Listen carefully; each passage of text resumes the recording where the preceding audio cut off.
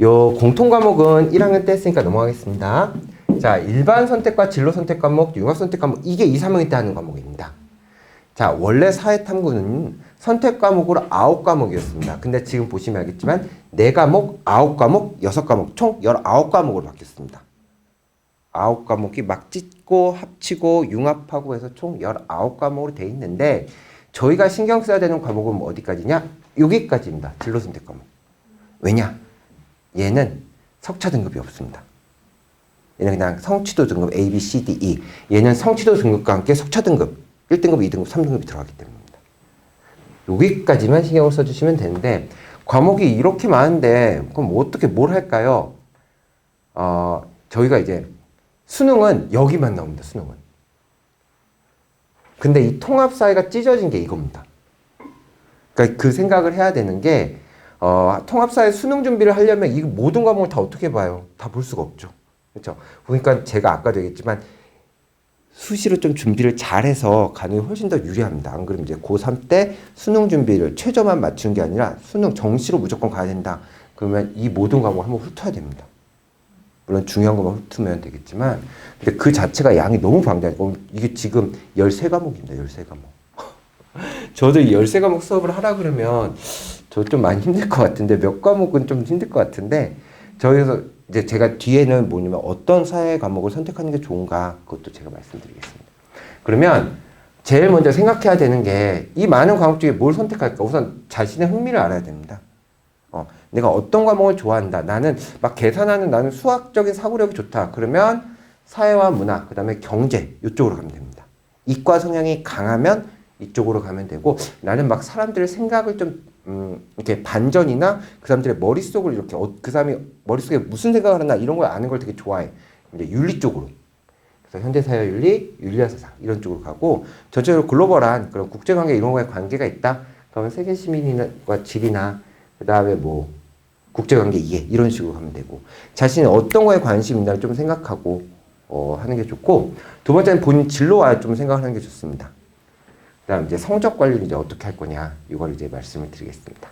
자, 이거 보셨으면 다음 장면 봐드리겠습니다. 자, 나의 흥미와 적성, 학업 위계를 고려해서 선택을 해야 되며 나의 진로와 적성에 맞는 과목을 고려하는데 진로와 연계한다. 근데 여기서 문과와 이과의 차이가 뭐냐? 이과 계열 쪽은 자연 계열 쪽은 수학, 과학, 권장 과목이 정해져 있습니다. 무슨 과목을 들으라, 무슨 과목을 들으라. 근데 자연계는 이렇게 되어 있는데 인문계열은 권장 과목이 특정하고 있지 않고 또 본인이 원하는 대학의 학과 입시 요강을 보면 사회문화 같은 경우도 이제 자연계열에 좀 많이 분포가 되어 있습니다. 계산하는 문제가 좀 있다 보니까. 그러니까 무조건 문과 과목은 자연계는 안 돼가 아닙니다. 그래서 자신이 가고 싶어하는 학교의 입시 요강을 반드시 한 번쯤은 봐서 이 과목을 따라가면 괜찮겠다라는 생각. 과학 같은 경우 이제 저희가 어머님 그 의대가 만약에 가고 싶다. 근데 나는 과학이 좀 약하다. 근데 그 과목, 권장 과목을 보면, 윤리와 사상이 들어가 있습니다. 그래서 현대사회와 윤리계도 들어있는데, 그 왜냐면 생명윤리랑 과학윤리가 들어가 있기 때문에. 왜냐면 의사로서도 이제 여러 가지 사항이 있을 때 같이 판단을 해야 되기 때문에, 그러니까 윤리 파트도 들어가 있기 때문에, 권장 과목으로. 그러니까는 그것을 입시 요강을 반드시 참고해서 하는 게 훨씬 더 아이들한테, 어머님도 아이들 그 교육계획 짜는데 많은 도움이 될 겁니다. 자, 그러면 제가 이제 추천하는 과목 1, 2, 3입니다. 디테일하게 하나 달아줬죠. 자, 현대사회윤리 1위입니다. 1위. 왜냐? 얘 원래 이름은 생활과윤리입니다.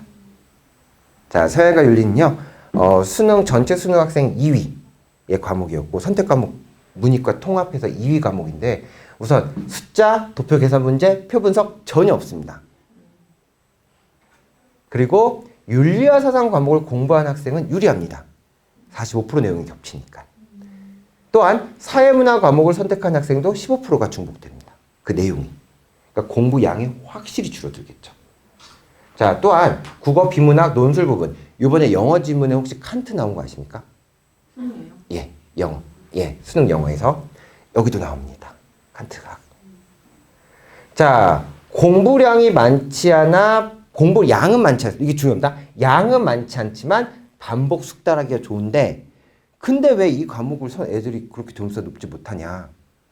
이 과목은 말 그대로 낚시 과목입니다. 그러니까 학자가 이 말을 했을 때 이 사항이면 어떻게 반응할 건가 그래서 지문이, 그러니까 보기에 1번부터 5번이 나왔는데 그 중에 4개가 비스무리하지만 조금씩 의미가 다르게 써놨기 때문에 그런 낚시 바늘을 통과해서 절대 잡히면 안 됩니다. 그러니까 학자들이 이렇게 낚싯대를 들고 있는 느낌. 그러니까 그걸 다 피해. 그러니까 그런 거죠. 모든 동물은 소중하다. 이거랑 동물은 소중하다. 이 2개가 다릅니다. 앞에 모든이라는 단어 때문에. 왜냐? 싱어라는 학자는 쾌고 감수 능력, 즉 고통과 쾌락을 느끼는 그 동물만 소중하다고 했기 때문에. 그러니까 모든이 안 되죠. 하지만 동물은 소중하다고 했죠.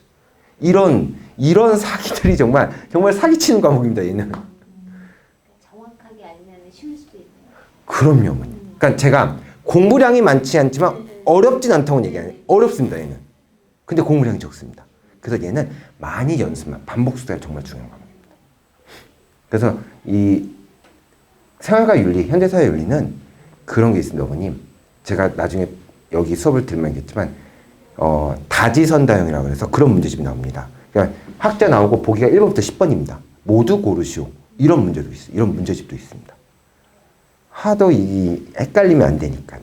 그러니까 개념만 한번 잘 봐두면 윤리와 사상도 연결이 되어 있기 때문에 굉장히 좋고 특히 비문학이나 논술이나 그 다음에 영어 지문 이런 것도 정말 많이 나옵니다. 여기서 학자들이. 근데 아이들이 학자 나오면 확 떨어집니다. 점수가. 근데 여기서 이제 어느 정도 좀 잡아 놓으면 훨씬 더 좋은데 이게 현대사회 윤리입니다, 어머니. 그러니까는 윤리와 사상과 다른 차이점은 뭐냐 아까 질문 주셨는데 생활과 윤리는 그런 겁니다. 뭐 오늘날 과학기술의 발전에 따라 어떤 학자들이 이런 얘기를 했는데 그럼 이 사항은 이 학자는 어떻게 반응할 것인가? 이게 찾는 문제고 윤리와 사상은 그러니까 이 학자가 인간에 대해서 또는 어떤 신에 대해서 이런 이야기를 했다. 이 학자의 내용으로 옳은 것은 이런 겁니다. 그러니까 훨씬 더 이론적인 게 윤리와 사상, 실전적인 게 현대사회 윤리라고 생각하시면 됩니다. 그러니까 딥하게 들어가는 게 윤리와 사상이고 그것을 이제 현실에 적용해서 그 학자의 머리가 돼서 풀어야 되는 게 현대사회 윤리입니다. 이거 말씀드릴게요. 네. 저는 이제 대성고인데 윤리와 사상 대성고는 무조건 윤리 어렵습니다. 1학기고 현대사회 윤리가 2학기인데 그럼 원래 바뀌는 게 조금 학생들한테는 편한 건 거죠? 그 어려운 걸 먼저 하고 그 다음에 쉬운 게 전 개인적으로 윤사랑 생윤 중에 선생님 뭘 먼저 할까요? 그러면 이거 생윤을 하다가 윤사라면 윤사 점수가 그냥 그렇습니다. 근데 윤사를 하다 생윤을 하면 생윤 점수가 잘 나옵니다. 아무래도 이론을 알고 적용을 해야 되니까. 예, 2번째입니다. 사회와 문화입니다. 자, 우선 현대사회 윤리 과목 선택 15% 중복이고 역시 비문학 논술 부분 관련 지식이 많이 나옵니다. 자, 얘도 역시 공부량이 많은 편이 아닌데 반복 수달인데 그 자연 계열에서도 권장을 치러요. 근데 가장 치명적인 단점, 가장 문제 도표입니다. 도표입니다. 그래서 저는 이거 도표 특강을 반드시 할 겁니다.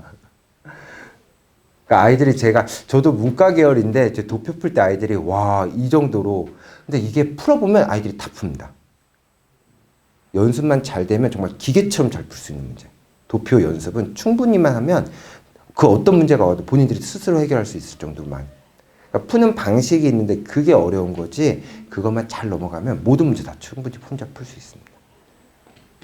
자, 3번째 말씀드리겠습니다. 3번째 윤리사상입니다. 역시 숫자, 도표, 표 분석 없습니다. 그리고 현대사회 윤리가 45% 중복되고 국어 비문학, 논술 부분 관련 지식을 제공해 주기 때문에. 하지만 제가 아까 얘기한 거랑 다르게 얘는 공부량이 많습니다. 학자들이 제가 기억하기로는 40명 정도 나옵니다. 동양, 서양. 서양만 40명입니다. 동양은 종교, 유교, 불교, 도교가 나오니까는. 자, 얘도 등급 역전이 힘듭니다. 왜 그럴까요? 매니아들이 있습니다. 이런 거 좋아하는 매니아들이. 약간 이런 사상가들의 어떤 생각 같은 거 좋아하는. 특히 여고는 매니아가 너무 강합니다, 이게. 자, 3번째 추천 과목은 윤리와 사상이었습니다. 자, 그래서 겨울방학은 이제 제가 아까도 얘기했지만 1년치 같은 1학기를 준비해야 됩니다. 그래서 우선 개념 정리하고 저는 아까도 얘기했지만 2학년 시중 문제집 안 풀고 무조건 고난도 수능 기출문제만 풀 겁니다. 그래야 등급이 나오니까. 그래서 현대사회 윤리는 월요일 수업, 그러니까 이게 1월달, 2월달에 한 권을 정리하는 겁니다, 어머님. 그러니까 정말 빨리 정리를 해야 됩니다. 그다음에 사회업료는 화요일, 그다음에 윤리사상은 목요일 이렇게 수업이 되니까 한번 확인해 주시고, 그다음에 책이 저 안쪽에 있긴 한데 이거는 제가 이번에 자이스토리에서 좀 좋은 관계가 돼서 자이스토리 사회와 문화에 제 이름이 들어가 있습니다. 그냥 사도 저한테 돈 들어오는 건 아니니까 그냥 거기서도 이제 여기 보시면 밑에 선정구 쌤 있죠? 선정구 3학년 쌤도 같이 들어가 있습니다. 예. 사도 저한테 돈 들어온 거 아니니까는 이렇게 해서 저도 아무래도 이쪽에서 이제 도움을 주시는 거니까는 이렇게 한번 그냥 잘난 척 한번 해봤습니다.